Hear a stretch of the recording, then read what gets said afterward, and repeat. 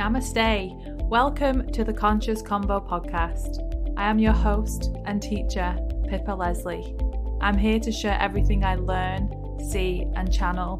This podcast is for the conscious and curious beings who are ready to dive deeper into spirituality. I am so grateful you are here. What I love about your profile is people call you the Mary Poppins of Prosperity. I like Disney, but I know Mary Poppins isn't Disney, but I love all the magical stuff. So it's just I know. And I just think that life is magic, and that I like just bring more magic into people's lives. So, and that's really where it all comes from. It's just like helping people kind of experience and enjoy life, enjoy it, and enjoy it and savor it and make the most out of it, and know that, we can find magic in everything. And when we look for it and when we get the support that's around us, because I just think there's so much help and support there waiting for us. We have to just kind of be open for it, allow it in. Well, it's so funny. I was going to start the podcast right now, but I think you just did with that lovely little... Oh, thanks. So everybody, this is Patricia Lohan. She's a Feng Shui expert, speaker and author. And what I love about her bio is that people call her the Mary Poppins of Prosperity. So I love the fact that you're a manifesting magnet, alchemist, healer, and real life Irish Celtic shaman. I'm like, when people tell me what they do and they have so many modalities, it just shows how unique and how flexible we are. And we're just I was told by a lady that I'm like a chameleon.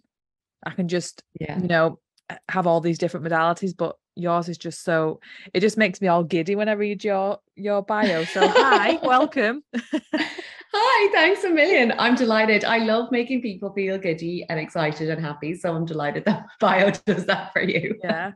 I'm like the simple things. Yeah.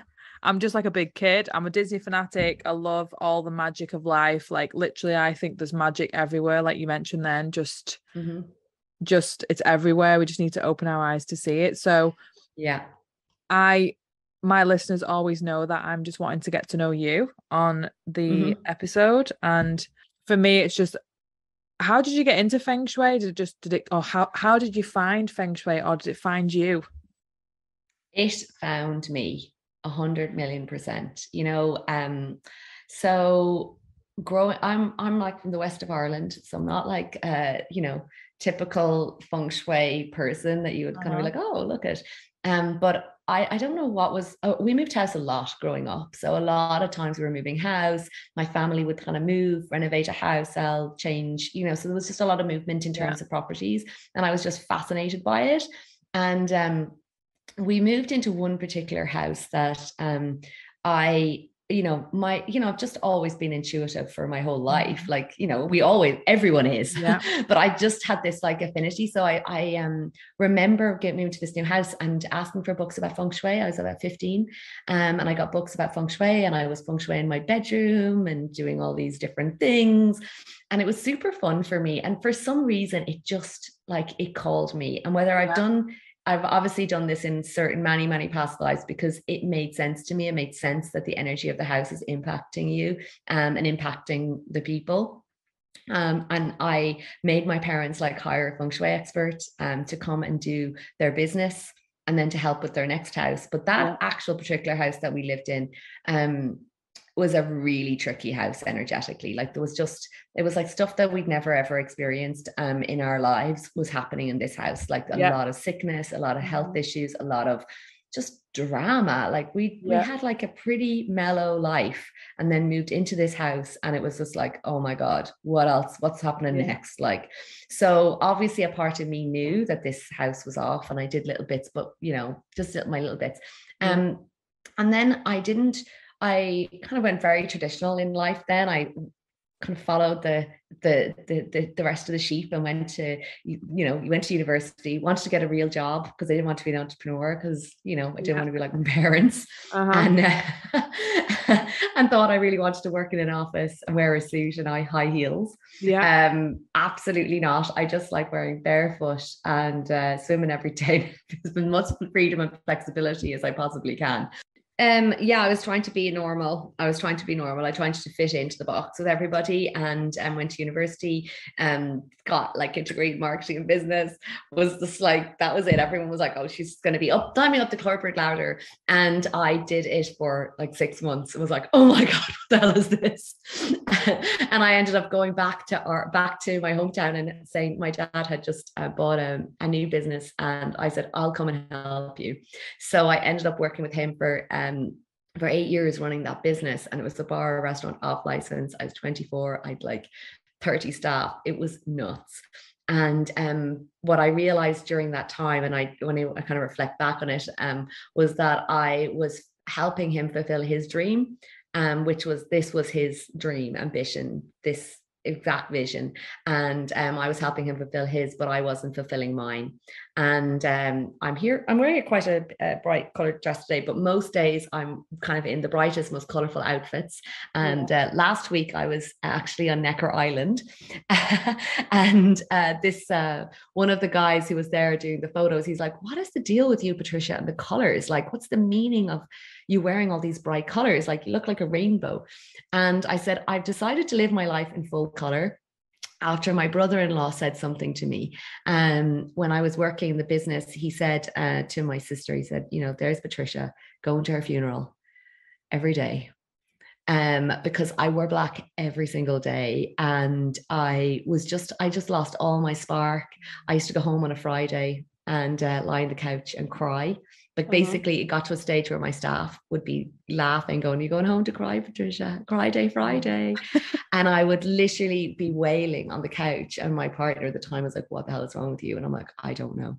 I just don't know."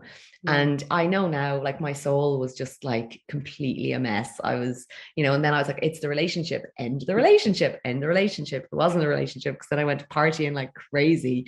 And it was just this part of me going, there's more, Patricia, there's more for you to do. And eventually, my mum turned around and they need to leave. Basically, she kind of fired me, and I, out of my mouth popped, I'm going to India to become a yoga teacher. And I had gone to one yoga class a week for about a year. Like, I'm not like some kind of, I wasn't committed to the practice. So it was kind of like when I said that I was doing that, everyone was like, what the hell? So when I went to India, I had like an amazing spiritual awakening, like just, disconnected from everything, and changed my environment to change my life. And that's really what I do now with people. It's like, you don't have to move to India. You don't have to change everything. You just have to when you change your physical environment, your mental environment, you change that, you can change your life. And that's kind of really where it all started. And I trained in all those different, like most of those modalities that you listed out, I actually did all the training in India. Wow. While I was there, I went for a month, and I ended up there for nearly a year.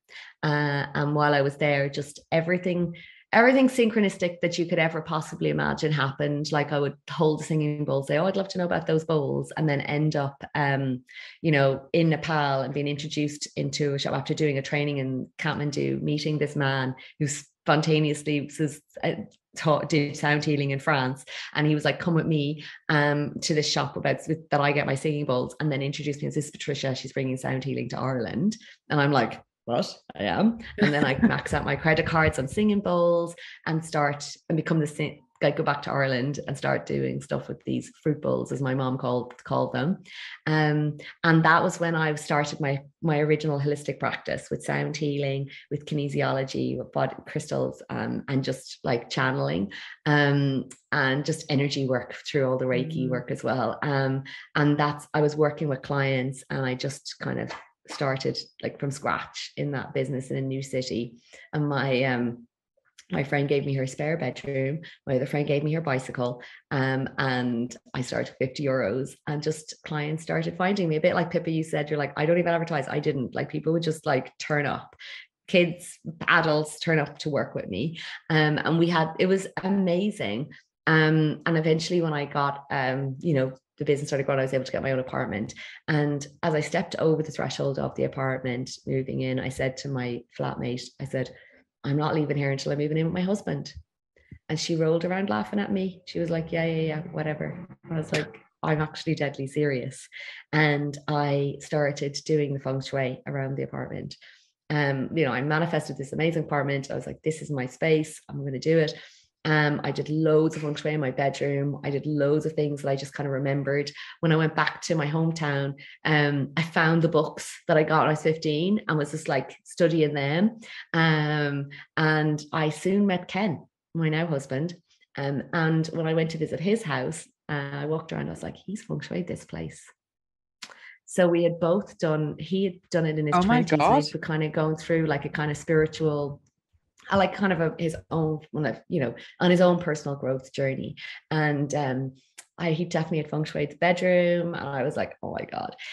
So when I moved in with Ken, I said, and that was a big one then, because especially in the spiritual community, and it was a small community in Dublin, and my friends were like, how did you meet a spiritual guy? There's no spiritual men out there. There's none. Like, look, we know the 5 of them. Like, they're our friends and they're in relationships. And I randomly find this man who's like a Buddhist. We've all the same values, it was just like, it's kismet, and I was like, I did the feng shui, and that was kind of where it all started. People asking me, well, what did you do? And I'm like, well, I set myself up, I set my environment up, I got ready, I got prepared, I did the feng shui. And then when I moved in with Ken, I said, we were just talking, you were saying about implementing feng shui at the very beginning. And I said, well, 2 masters turned up in Dublin within weeks of each other. And I was like, this is a sign. I've always had this interest. I'm going to do this. And Ken said, I've always been interested too. I want to do it too. So we both did it together. And honestly, I think this is one of the things for me is, and I'm sure it's the same with you, is about like what you learn. Like, I just learned Reiki because I liked receiving it. I learned like the kinesiology because I thought it was just amazing that you could figure this stuff out about me. I love sound healing because I loved receiving the sound healing. Like yoga, I trained it because I just loved it. So I loved feng shui and I wanted to be able to do it for myself. It wasn't from a place of like, I'm going to do this, it's going to be a business and I'm going to help thousands of people. Like that was. And that's a byproduct of, I want to do this because I'm interested in it. Yeah. That's said, you when you're doing something you love, it's the flow of God, isn't it? Like it's you, like when Wayne Dyer says enthusiasm is that, enthusi, it's, I can't remember what he says, it's in Greek, but you'll probably know that. What's the Greek word for enthu? Oh my God, now you've got me on the spot. I'm like, I know Wayne says it, and then he says, inspiration in spirit, so in spirit. Yeah. Yeah. So when you're doing something you love, it's naturally just, it's like you said, I'm the same as you. What star sign are you? I'm a Leo sun, Capricorn rising, and Scorpio moon. Okay. So I'm Libra sun, moon Aquarius, and Cancer for rising. So home is really big. Yeah, with that Cancer. And it's I think for me it's like I mentioned to you before, like I'm my human design says that I'm like a chameleon, so I can be anything. I like trying everything. Like I'm here to experience life, so I'm constantly learning. I'm constantly looking at things to do. If I enjoy something, I'll go and do something about it. Yeah. When you find feng shui, it's like it was natural for you. That's what I think. It was natural. Right. Yeah. Yeah. And what was so interesting? I remember just sitting in some of the classes and just nodding my head and be like, yeah. And I would come home, or we would do consultations, myself and Ken would be at home with the books, studying, reading the books. Yeah. And then we would go into the consultations and I'd be like, blah, blah, blah, blah, blah, blah, blah, blah, blah, blah. And he's looking at me going like, you haven't done any stuff. How do you know this stuff? Like how? Yeah. It was, and I was just talking to the ladies in our certification this morning about something similar. Like the information just comes through to you, whatever you're going to need for that person. It's just there. It comes. It feels like I'm just like Like I'm a book. I'm just like literally just speaking distilling the information, and I'm like, I don't know. This is from somewhere else. The same, yeah. I've been like that with loads of different things, like obviously Reiki, and I'm actually studying Sekhem Reiki at the moment, which is Egyptian. Oh, lovely. Yeah. So I love Egyptian history, as I mentioned. So anything that's ancient, I'm like, give me. So I'm a practicing Taoist, so I love the Tao. So you'll obviously know about the Tao. Well, this is totally the Feng Shui, yeah. Yeah, so my values come from the Tao. So anything that's like ancient, I'm like, give me. So I'm the same. So with me, it's like, because 2 years ago, I remember sat on the beach in Australia, and I said to myself, oh God, these hypnotherapists and past life regressionists, they're very special and unique. I could never do that. I'm doing it now with so many clients, like, and I think you don't know where your journey is going to take you in years to come. But when you actually get into that and you start doing it, like you said, I can talk about certain topics just constant. The wisdom just comes out of me, and I'm like, where's that come from? It's just because I'm soaking it up because I love it so much. And I know. One question I wanted to ask you was, if you walked into someone's house, how do you know it's been feng shuied? You shouldn't actually know. Because you said your current husband. Oh, for Ken's house. Oh, yeah. So you kind of knew he'd done it. Like things like his bed positioning. He had 2 bedside tables, 2 bedside lamps. It was all very like balanced. And he had, what did he say? Oh yeah. So he's like, oh, here, I have a spare bathrobe. So he was thinking in pairs. He had like 2 of things that you wouldn't necessarily have. Like that you're like, oh, you have two. So there was just that sense of like preparing for the other person. I've done that. So I've got 2 bedside cabinets. You probably see like lights are shining different colors. Mm-hmm. So I've got 2 LED, everything's symmetrical in this room. Like I've got the bed in the middle. And one thing that I read as well is to not have anything under your bed. Because we've got a lift up bed. So because that kind of clogs up energy. So nothing's under our bed. What else? Everything's like, we've got a his and hers wardrobe. I am very organized though, but I think how my house is situated, I know there's different parts of the house where you're meant to have things. So I think I was chatting to another lady about this, like my spiritual corners in the northeast part of my house. But what was funny is where I shower is in the northwest. It's like the top left corner of my house. So apparently there's something around that where it's about abundance or non-abundance or something. So it'd be interesting. So this is so interesting because there's different schools of Feng Shui. And the back corner in the Western School of Feng Shui says that is the prosperity corner, I think. I haven't actually studied that. We study classical flying stars. So it's more of the original school of Feng Shui using the classical compass that they would use. To analyze it, and we treat every house unique to its energy, as opposed to like over in the far corner in every house, the front door, all of that. Like we don't even, sometimes the front door isn't like a factor in our calculations of a house, which sounds like a little bit different, is different from other schools. We're way more in the fact that like Feng Shui is like acupuncture for your home, and when it is acupuncture for your home, like Pippa and me, we could both of us could go to the acupuncturist and say, I have this, and they would treat us differently, even if we said the exact same things, because of our age, because of our body type, because of our tongue, because of, we could say exactly the same like problems. And we would treat it different and put needles in different places to get that chi flowing. So it's really, and that's what I love about the practice of Feng Shui, is that it's bespoke practice for your home. It's not, there's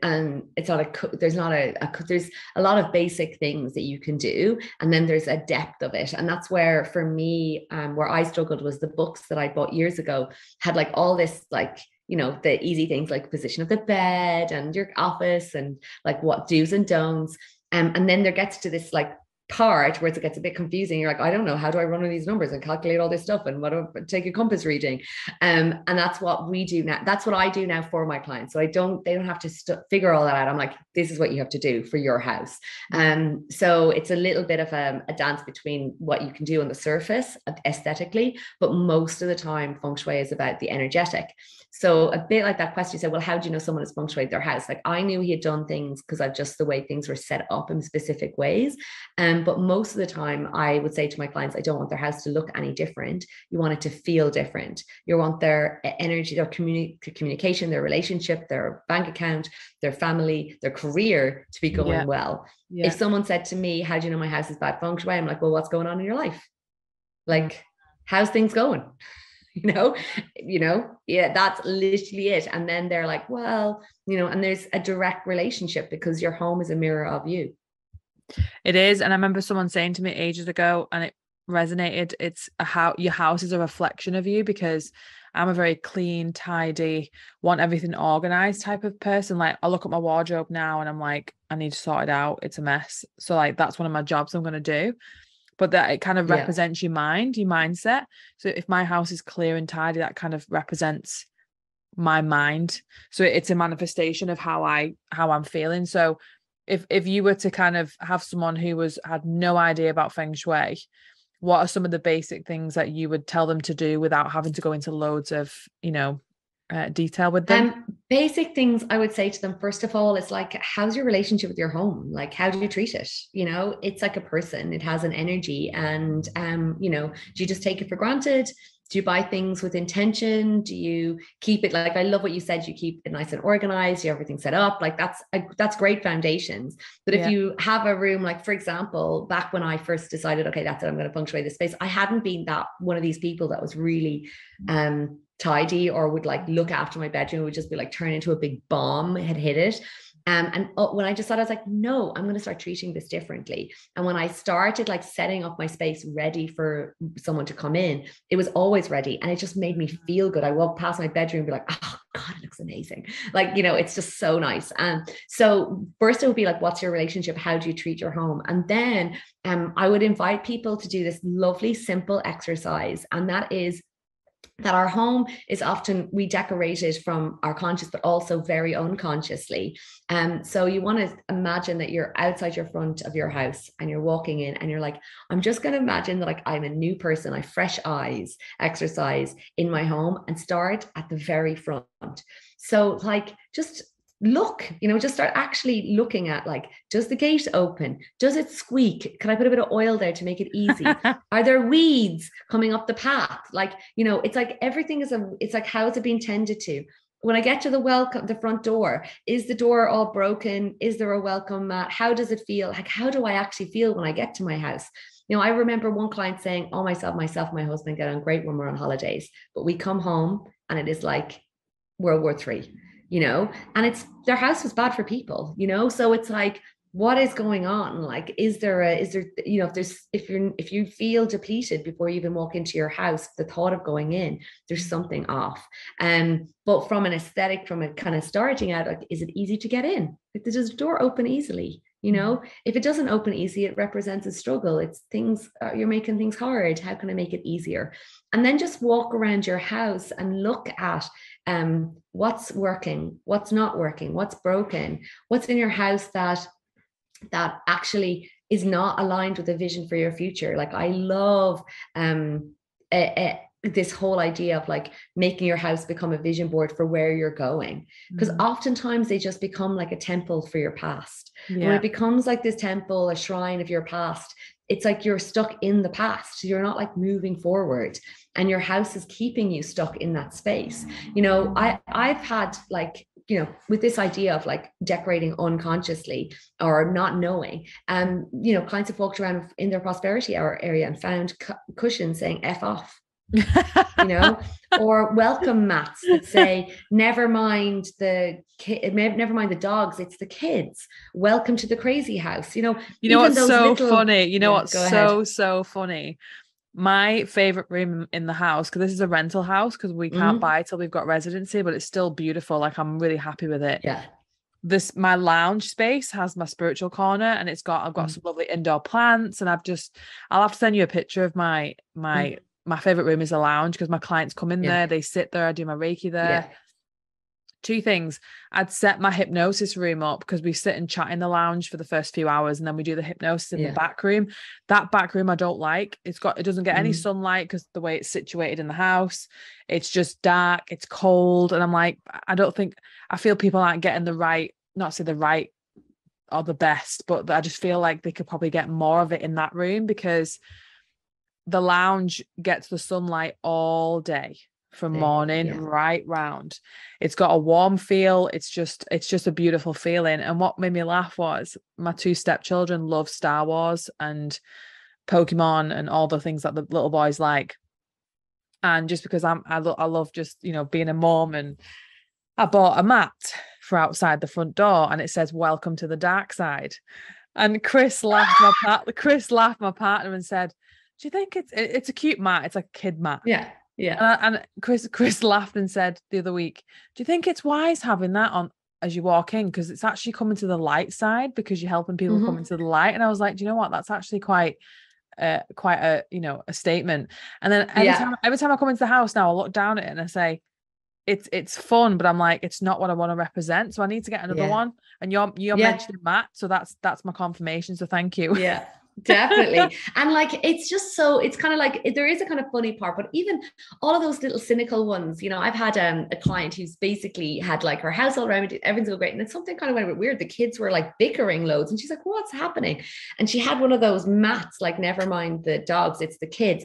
And whatever way it got moved or something, she moved a mirror. The mirror ended up like reflecting it and doubling it. So what she was getting was like double the kids being worse. And she's like, oh my God. And then it was like, get rid of that, so it's just being really aware and noticing what we have in our space. We can do it so unconsciously. Yeah. I just feel like that back spare room, it's great for when my parents come and stay, and it's a great room, but it just doesn't get any natural sunlight. It gets light, but doesn't get direct sun.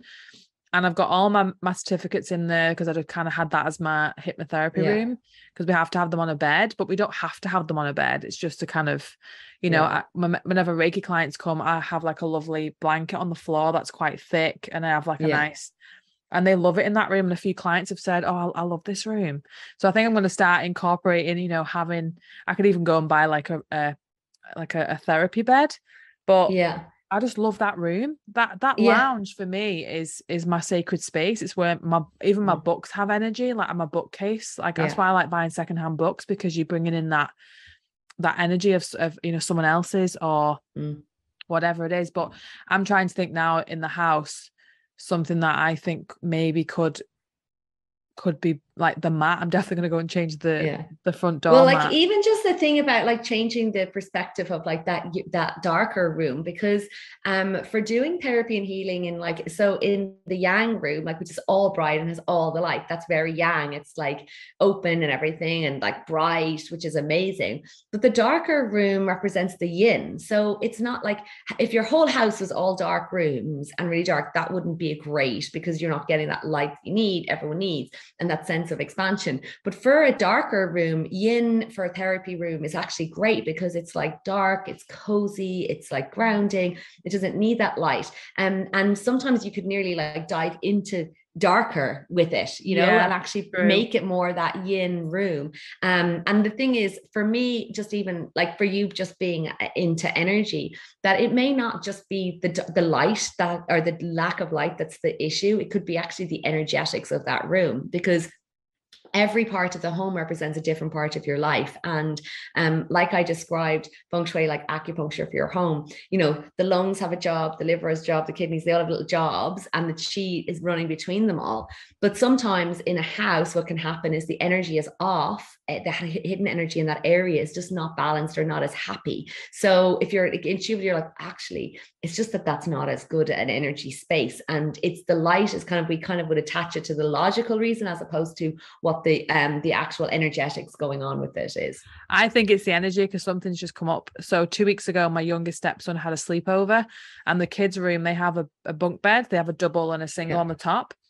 Now the back room has a queen bed, and when his friend was staying over, we just said to our eldest stepson, you can just take the back bedroom, just have the bed to yourself. Yeah. So we slept in there that night, and Chris said to him the next morning, oh, did you have a good sleep? He said, oh, it's all right, that room's just creepy and ugh.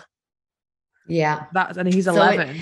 So there's something going on. So I think, like, you know, I mean, I'm okay sat there, but it's just not, I won't say it's creepy energy, but it's just, it's not the best room in the house. That's the worst room in the house.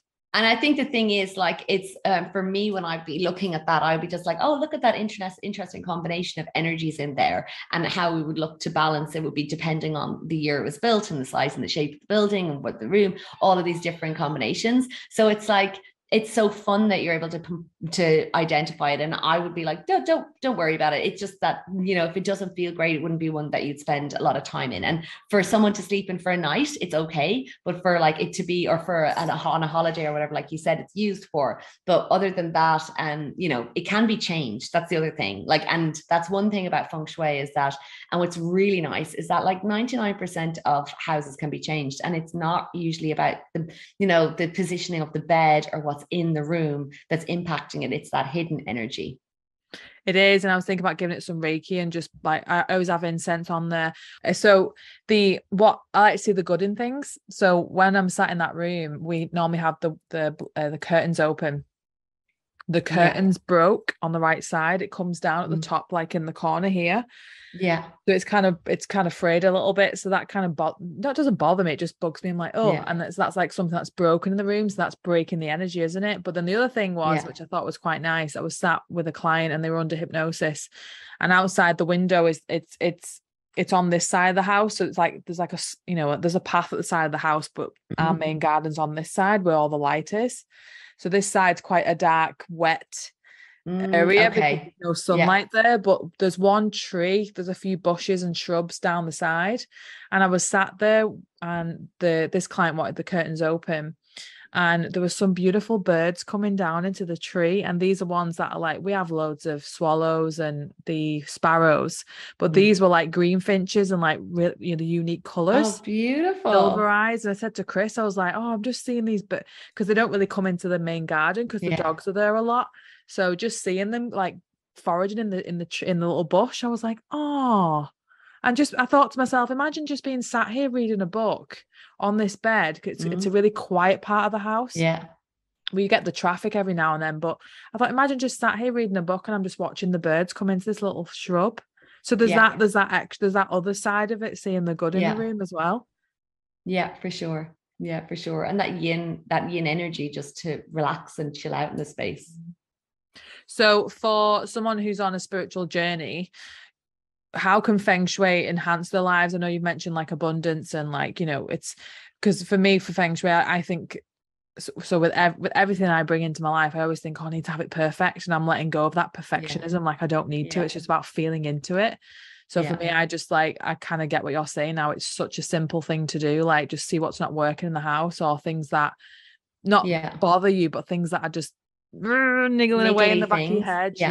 And I would say the thing is, Feng Shui is alchemy, and when we're working with Feng Shui, we're working with the 5 elements from that Chinese that you were talking about, the Tao, and you're saying you love that Taoism and the Taoist practices, and I'm just a huge fan of this. And essentially what we do when we are bringing Feng Shui into your house, and you want to think about, you know, being in nature in your garden, in your gorgeous garden, or being by the sea, and how nature just works at the perfect flow and the perfect time. And it's just completely connected to source. And it's just like all part of this like magical flow. And when we are reharmonizing and balancing a home, what it is doing is actually connecting it into universal source energy. So essentially, as we balance all the 9 areas, we're tapping it into that flow. So we're turning the house, working with the elements to balance it and tap it into universal's flow. So then what happens ultimately, and what I've seen, is that with your house feng shui and with it in this sense of connection to spirit and balancing that yin and yang energy, that the people start to tap into that flow. So everything starts to move and flow in divine timing, and people become more creative, they become happier, they become more connected. They literally start to living the Tao because their house is in balance with the Tao. And most houses have not been built with that energy. So when we bring the Feng Shui into a house and we balance it, we actually are like connecting into that energy. So I would see lots of women often who have been very in their masculine start to become more feminine. I've seen women start taking up art. We've seen their businesses take off because they're in that sense of connection and alignment. So really what we're doing is balancing it. And most houses are not like that. So when we're doing that, it's just that's for a spiritual perspective. You know, I remember literally only a couple of weeks ago, one of our members of our PowerHouse community sharing that she had, her biggest win is that her meditation practice has just become so consistent, and that she's really feeling such appreciation and growth in her life from her spiritual growth, because there is a spiritual area of your home, but this entire practice is about living the Tao, like living Feng Shui. And, you know, you're a huge fan of Wayne Dyer and all of his work. And I absolutely love his Change Your Thoughts, Change Your Life book. It's just so amazing. And the thing is, that's what we're doing. It's like when we change our thoughts, we're changing the Tao in ourselves and tapping into that flow. And that's what we want with our houses. And that's, essentially it. So, but if we spend time in nature and we feel amazing and we come back to our house and it isn't in that vibration, it's going to keep us stuck and not allow us to flourish. And that's really a big thing, is because Feng Shui is just about changing the energy, frequency, and vibration of your home. And when we change it and tap it into that universal frequency of just love and peace and ease, that is it. It is, it's a very, very beautiful spiritual practice. I love that, because whenever I've got like a live to do, or I've got to do like some work or whatever it is, I need to have my house, like I need to have a Hoover, I need to have my thing. I can't work on a messy desk. Like I can't, it's just the way I work. Like I have to have clarity like around me. So the other thing I wanted to mention was with people like, so for example, I'm trying to think about what other people would be thinking to do with Feng Shui. So for example, say someone's listening right now and they're saying, I really want to get my house in order, start looking at things to change. People will probably worry about, like, does it cost money? It's going to cost a lot, but it doesn't need to, does it? You can just do small little things, can't you? Yeah, the thing is, it doesn't need to, basically there's a hierarchy of things when it comes to Feng Shui. Like, it's not about interior design. It's not about having a perfect home. It's not about it being like absolutely, it's not about getting a perfect home. What it is about is that your home supports you to flourish, and that your seeds of intention are planted perfectly. Are planted in an environment that's going to support it. So on so many layers with this, it's like the iceberg. At the tip of the iceberg, there's the aesthetic things, doing the energy around your home, just checking that, like doing a space clearing, making sure that you have everything that's working in good working order, decluttering. Like, there's so many things that you can do that are totally free. And then you can start to dive into the deeper layers. And that's where there may be investments in terms of like getting the right elements into the right areas, and, having someone actually analyzing your home and being like, well, this is why this is not happening in your life. Like, this is why you haven't called in someone in your life. This is why, because it could be in a people locker. This is why financially there's issues, is because there's stuff like the house isn't good for money. But that's kind of like the next layer. And that's where I help people with. But at the beginning, there's so much that you can do that's just very intentional. Yeah, I'm just thinking about, like, whenever something happens in my life, I always look for the spiritual meaning. So last week I got bit by a spider in the house, and it was a whitetail, so it was a dangerous one, and everyone's kind of like, oh my God, they've lived in New Zealand like for 30-40 years, or I've had people who've like never heard of it, it's not common. And for me, I was like, I think I've been initiated. I think it's a sign. It's positive. There's a few Maori women that I've connected to, and they talk about different animals meaning different things. So at first I was like, oh, and again, I remember Wayne saying, talking about in his book, you can think things like, just my look, but actually just saying just my look in a positive way. So I was like, just my look, and I'm actually saying thank you for it, and thank you to the spider, because it actually it just shifted my perspective. And knowing that it just, I had so many different things happen at the weekend. I thought, oh, that's so interesting.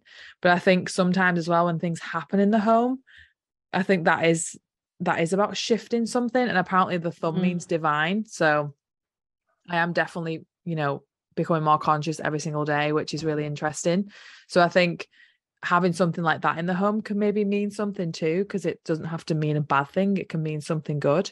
No, totally. And I feel like what happens for people, especially with homes, is that like you find a home it's a match with you energetically. And what I see can happen, and where people come to me, is that if they've found their house, it's a match energetically. Then they start to change their energy. They start to change things in themselves, and then their house hasn't changed. So this then becomes this tug of war, because you're like you want to raise up further, and you want to shift your energy. But if your house hasn't changed, it's creating this kind of, because you spend so much time in your home. So when we start to do the feng shui, we start to shift the energy, and then you become co-creators together in this journey. And you're raising the consciousness and the frequency of your home to support you and to maintain your energy and consciousness rising. Yeah, and it doesn't matter if you're in a rented property, does it? It's still your home, isn't it? Because I felt like that. Like I was worried that we'd be renting this for like a year, 2 years, and it wouldn't feel like home, but it actually does. I feel at home here, and 100%. Yeah, the lounge I've created, that's my favorite room. I'll send you a picture later, but I've got my LED cabinet, I've got my lucky bamboo, I've got my fig tree. Like I've just got some beautiful things in the house. So what's one of your favorite areas in Feng Shui? Like what's one of the things that you just love about it? I love talking about feng shui and art. Like I absolutely love that feng shui and art. I just think that like your home can be a vision board for your future, and a vision board for what it is that you want to call in. And when you start to work with that, and this is a really simple one, it's just like, if you want to be in a relationship, or you want to improve your relationship, in your bedroom have a picture of yourself and your partner on your happiest day that you just absolutely love. Or if you want to have children, make sure you have artwork of like a family together, or a family of elephants. It doesn't need to be an actual family. So you can really work with the symbolism in your space to make your environment very line up. There's things in our space, like for example, I have this beautiful like sign that just says like gather here with a grateful heart. And I know since I put here, there's so much gratitude around it. So it's like there's like an intentionality behind all the things. Like my friends call me a unicorn, and I have a unicorn picture, and I've like unicorn pictures like in Ireland. People buy me unicorn pictures, like, and just crazy, but like it's so fun. But it's like I'm like, yeah, okay, I am, but it's like, so I have the pictures, and then people call me unicorn, or like just simple things. Like it's like the artwork thing is a really big one for me. Like for example, in our bedroom years ago, when I first decorated our bedroom, I bought this beautiful piece of art of a picture of a couple together, and it reminded me of me and Ken's first date. And I was like, oh my god, like it reminds me of our first date. So I bought the picture, put it up. It happened to be in our bedroom. And like 6 weeks later, no word of a lie, 6 weeks later, my friend was over, and she's just like, oh, look at, I was like showing her the room, showed her the picture, and she's like, oh, wow. And she's like, and there's Marley. So our first dog, the woman in the picture had a red coat identical to mine. I didn't even see it but I was like, just reminds me of our first date. And she had a little dog on a lead. Oh, wow. Like a little dog on a lead. That was identical to the dog that I had just got about 2 weeks earlier. So basically I ended up like completely not realizing this, but it's the same. Like I did like a YouTube video years ago. I was like, there's the dog with the same curly tail, the exact same picture in my bedroom that I just ended up getting. And it was like, I wasn't like, oh, I'm going to get a dog. Like I didn't think about this. Basically my neighbor rescued this little dog, and I was like, okay, I'll take him. That's amazing. And with art as well, I think like I love having pictures hung up. So I've obviously got one here that my friend bought me. It says, remember who you are. It's off Lion King. So like just little things. I've got my partner's animal conservation, so we've got quite a few animal pictures up, and my room in the lounge has got a few things up in there as well. But I've actually had a art commission done, and she's going to ship it to me from the UK. Amazing. And that's beautiful. It's like, oh, it's just so me in the picture. So I think when I put that up, that's creating the energy, isn't it, as well? Because that's like an integration of me in this painting. So I love having things on the wall. And one thing that I think when you said about that gratitude artwork, it's like a subliminal too, isn't it? Like when I'm doing hypnosis with my clients, when they first come in, like having a pen that says relax or just anything, it's like you're seeing it, aren't you? And you get it. So it's kind of like it is subliminal. So you put gratitude on the wall, you see it, you go, oh, and it's like gratitude's coming to your head, so you're thinking about it.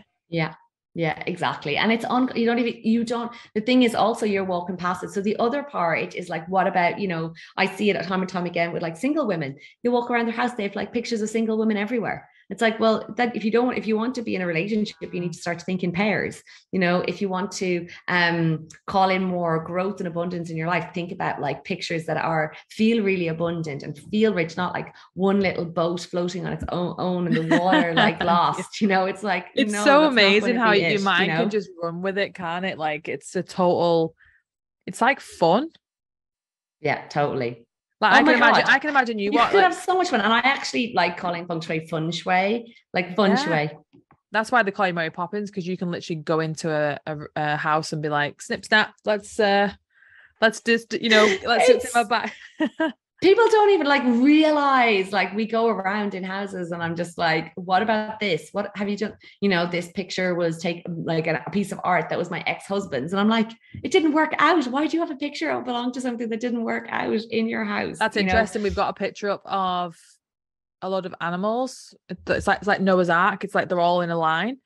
And it's up above my computer, like and it looks fine, but I'm like, I didn't buy it for my partner, his ex-wife did. So I'm like, should I take that down?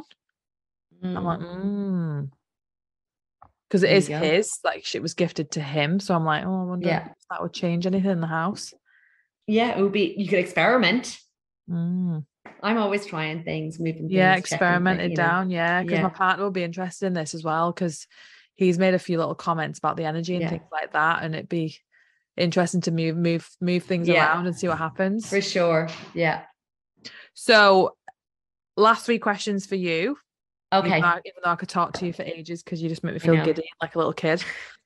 I'll ask that one first. If you had a magic wand, how would you use it to save our world? I'd Feng Shui every house. I knew you were going to say that. I knew it. And actually every building, like schools and hospitals and just like places where people spend a lot of time, like that they need it. That would be it. Can you Feng Shui your garden? Yeah. Wow. Okay. Because we've just got a piece of grass. We haven't really got a big garden, but when we buy a house, we really want to have a nice like herb garden and flowers and things.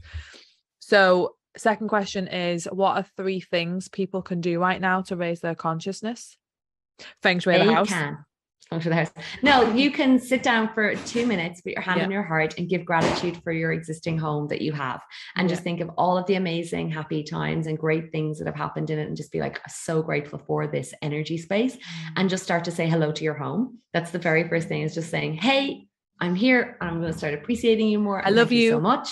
I love you. Literally, I love you. And then the second thing I would say to you is just, what would be the next thing I would say? I would go to your wardrobe and take out 1 or 2 pieces of clothes that are like old you, and just like let them go to make space for a new version of you. And the third thing I would do is do the fresh eyes exercise. Walk around your house and see what's the unconscious thing, because there's got to be something, just like you had the mat. Like, is there something there that, like, one of those little kind of cynical kind of signs or magnets in the fridge, or, wine o'clock kind of things that you're like, actually, this isn't exactly what I want in my life. Clear that out. Yeah, I'm going to be doing that when I come off the call. Like going around the house, going like looking around. But yeah, I really want to show you my lounge. So the third question is, if you had the whole world at your attention right now, what would you say to them? All you need is love. I love that. Like love. I think that, to be honest, for me, one of the big things is it's about like everything is from our heart, and when we and it's about raising our consciousness to our heart and know that joy is possible for everybody. You know, I'm working on a new book, and it's around all of our environments, our mental environment, our physical environment, our spiritual environment, and our, you know, our home, all of that. And then like if we operate from our heart, the world would be a very different place. It would, yeah. It's making me emotional. I have to get my tissues again. I have loved talking to you. You remind me of myself, like just you get and just the magic in you, and yeah. So thank you so much. You have a podcast as well, don't you, Patricia? Is it the PowerHouse? I have a podcast, yeah, PowerHouse Feng Shui podcast. And there's so much there. Like there's like what it is, how it works, like everything. Like it's very much a deep dive into Feng Shui on so many different levels. And then some other fun personal insights as well. Yeah, I'll get everyone to go over there. I'll put the link on the show notes. But have you got any final messages before we finish? Yeah, your home has power to support you with raising your energy and your consciousness and helping other people. So definitely start to tune into it and allow it to support you even more. Oh, I love that. Well, I hope you've enjoyed listening today, guys. I certainly have. I'm going to be implementing everything Patricia's told me to do, and I'm going to be like sending her things that have come up for me. If you've resonated and you want to take anything away from this podcast, you know, let us know. Send Patricia an email. I'm sure she'll be happy to receive some information and insight. And please share this with your family and friends and leave a 5-star review. It would really help. Anyways, I'm sending you all the love in the world. Thanks, guys. See you soon. Bye. Thanks a million. Thank you.